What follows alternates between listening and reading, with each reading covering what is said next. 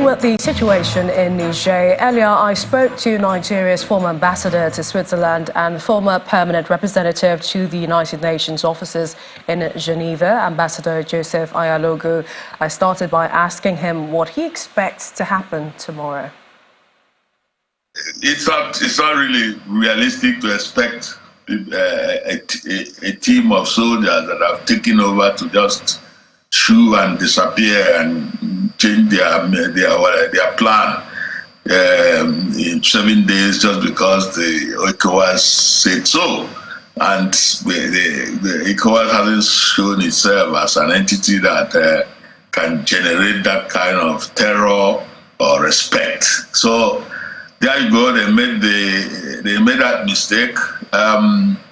Of course, it's blown in their faces, and what I expect that common sense will prevail, and then they begin to really try to manage the situation, talk with the ECOWAS, find out what their plans are, try to make them not harm anybody. So far, it has been bloodless, and thank God, it remains so.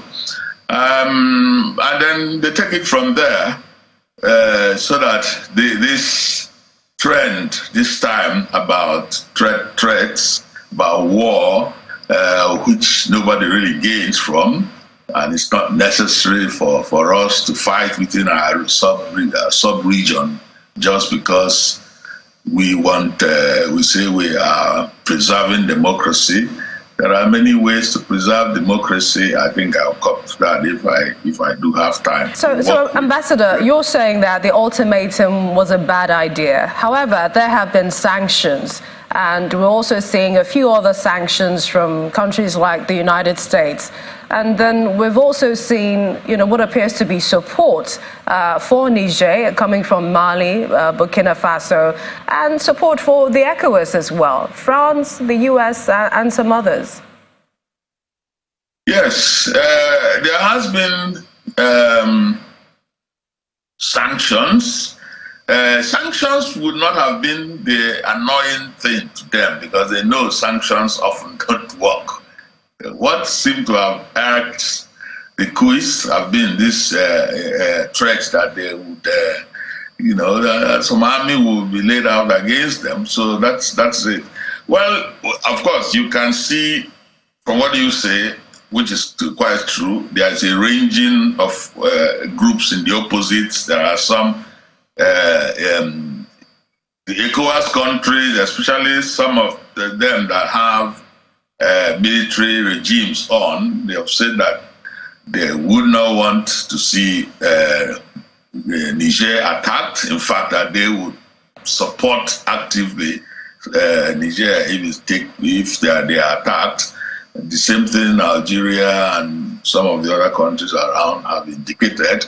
Well, of course, the action of countries outside our region is also important, even though I think that perhaps we should gradually begin to discount those comments from regions that do not know, are not in our countries, are not in our region. They don't know how it hurts the region and so on. They probably are pushing for their own interest, but it doesn't make too much sense that they say they are supporting us. They are supporting ECOWAS on encouraging or goading ECOWAS to go and attack another ECOWAS country. That is another kettle of fish. What's the way forward for the region? How can we, how can ECOWAS forestall future military takeovers? Yes, good question. ECOWAS is committed to preserving the democracy, but the fact is that the democracy is not undermined just by the military takeovers or the possibility of the military takeover. Democracy is undermined by a whole gamut of things.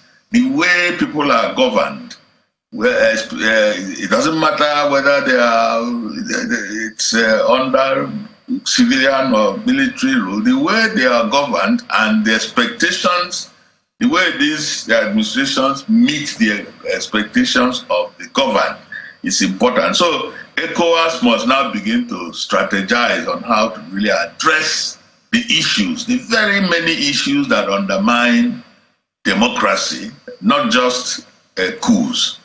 By the time we push development issues, integration issues, economic issues, and things that eventually change the life of the people, because it's the people that matter in a democracy.